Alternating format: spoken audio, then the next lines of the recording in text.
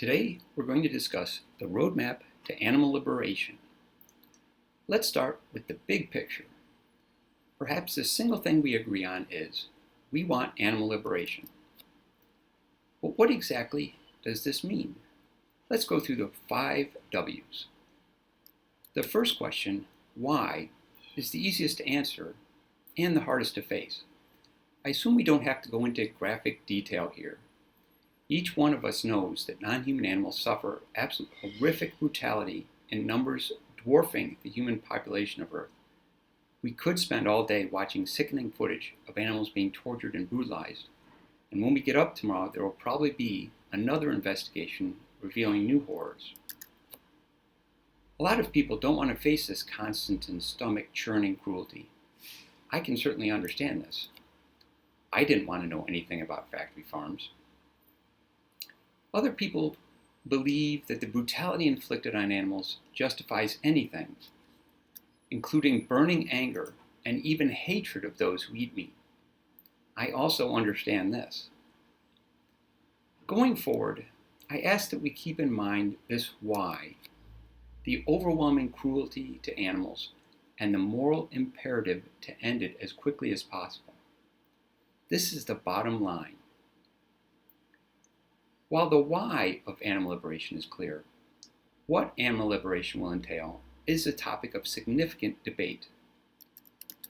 For some, animal liberation requires that everyone adopt their specific diet, lifestyle, and philosophy.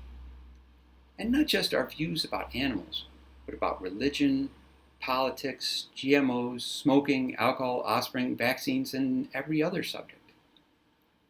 Of course, part of me wants everyone to hold all my views, but this will never happen.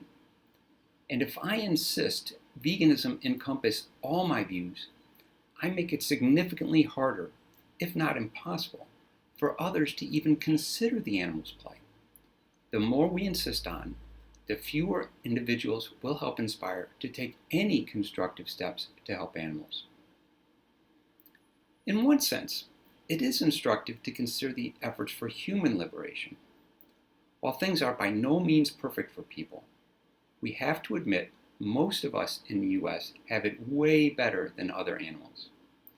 This isn't to say we don't have a long way to go to achieve equality for all people. This doesn't mean no one faces oppression, discrimination, or even violence.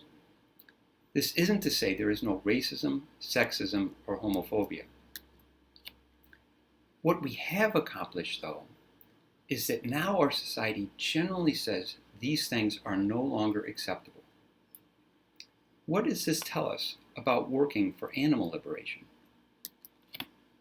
If we step back for a second, we should note that about 99% of the animals killed in the US die to be eaten.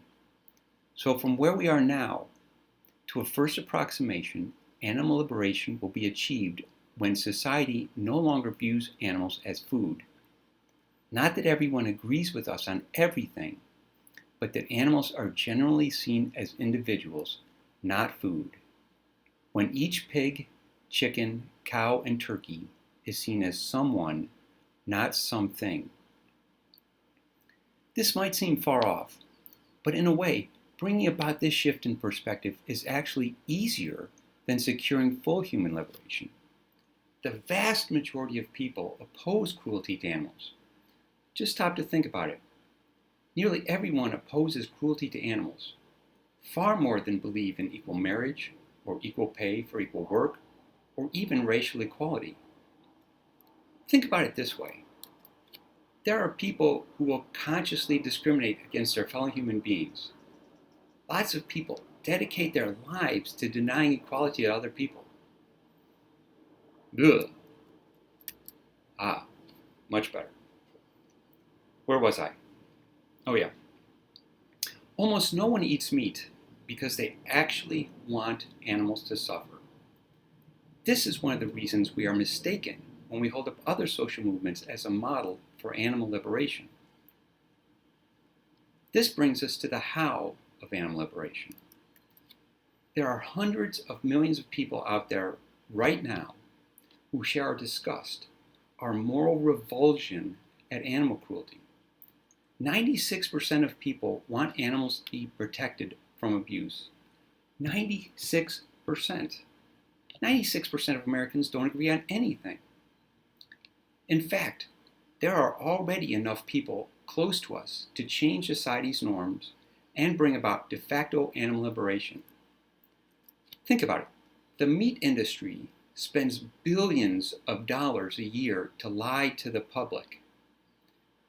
What they spend on advertising alone dwarfs all of our efforts combined.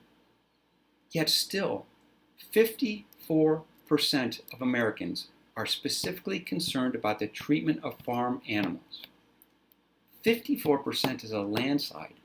54% is game over.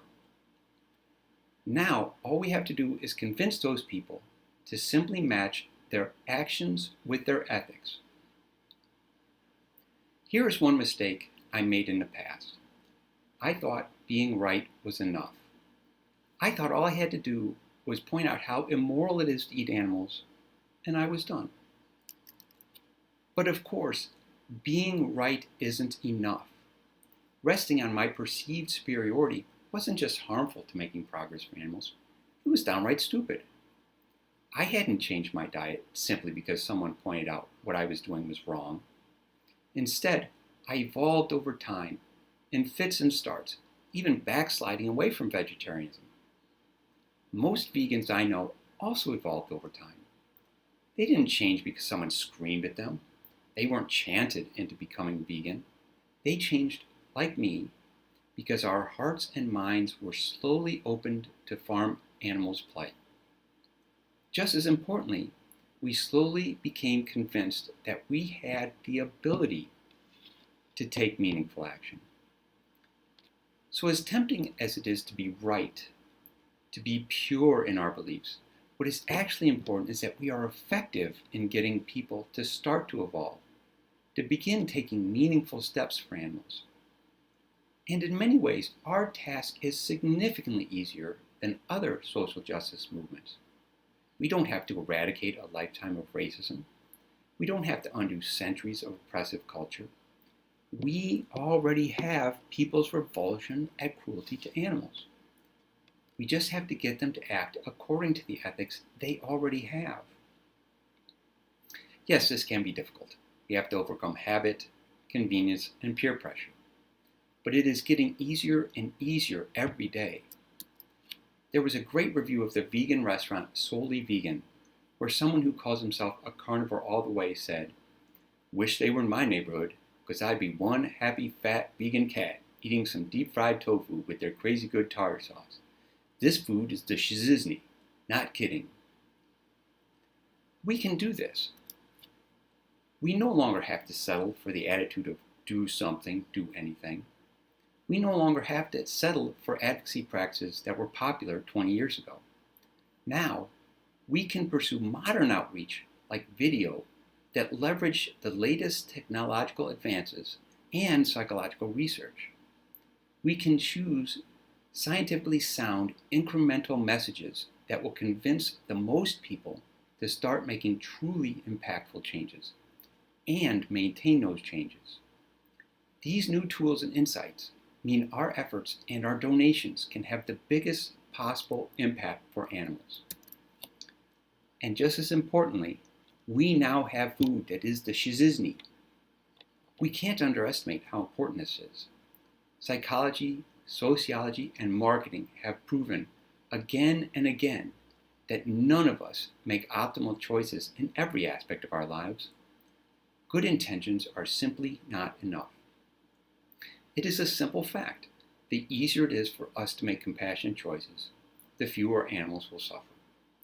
When people can easily find delicious, familiar foods at a fair price, they will choose compassion. It really is as simple as that.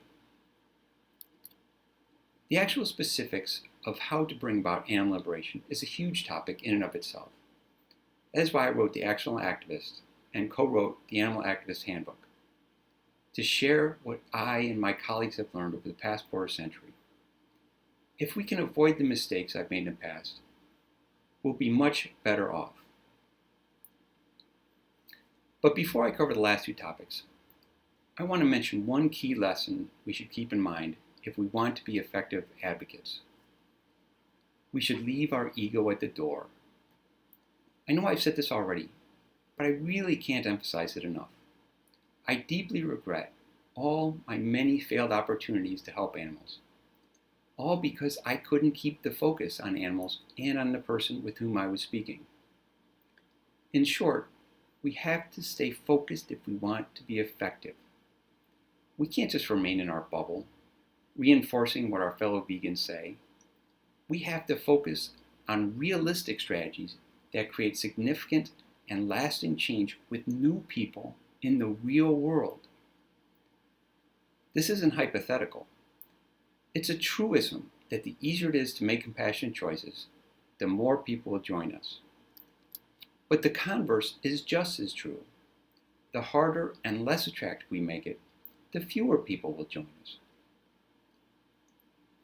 Now, I want to conclude by covering the when and who.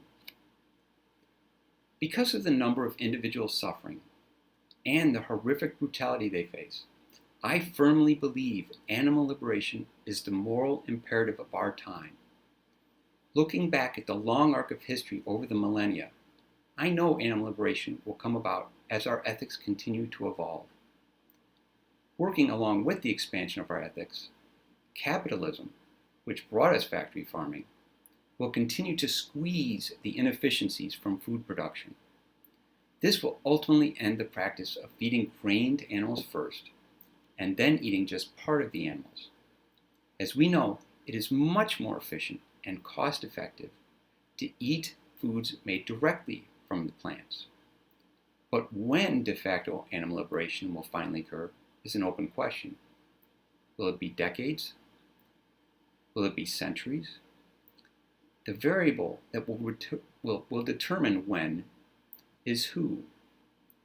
Specifically you. Specifically us.